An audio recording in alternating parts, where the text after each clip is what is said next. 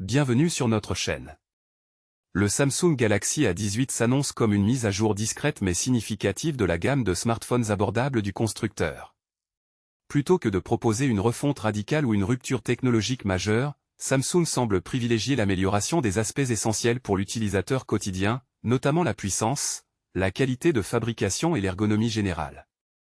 Visuellement, le Galaxy A18 conserve l'esthétique familière qui caractérise désormais l'ensemble de la série Galaxy A.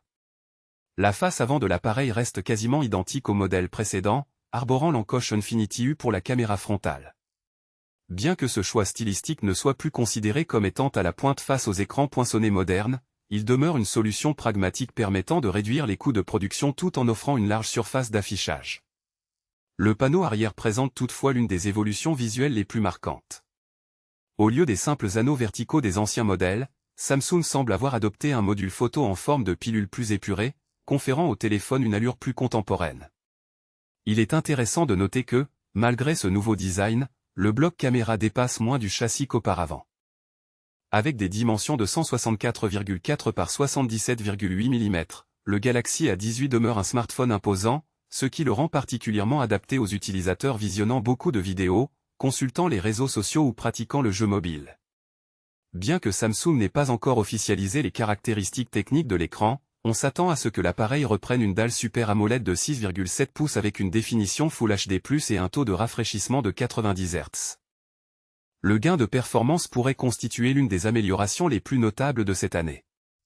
Plusieurs rapports indiquent que Samsung prévoit de remplacer son processeur Exynos par une puce Qualcomm Snapdragon 6 Gen 3 pour la version 5G. Bien que ce processeur soit essentiellement une version optimisée du Snapdragon 695, il reste une plateforme fiable gravée en 6 Nm. Cette architecture Snapdragon pourrait également offrir des avantages concrets en termes de stabilité réseau et de gestion thermique. En ce qui concerne la photographie, les performances devraient rester familières si Samsung conserve le matériel de la génération précédente.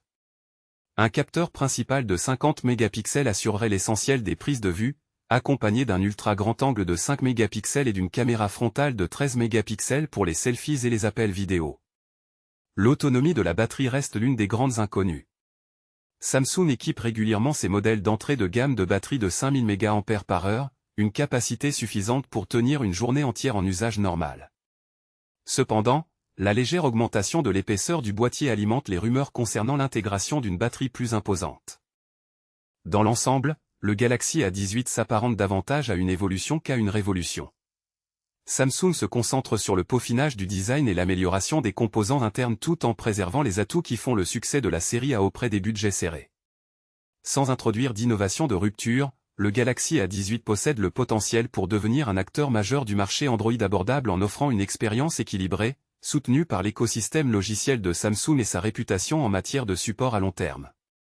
Merci de nous avoir suivis. J'espère que vous avez apprécié cette vidéo. Passez une excellente journée.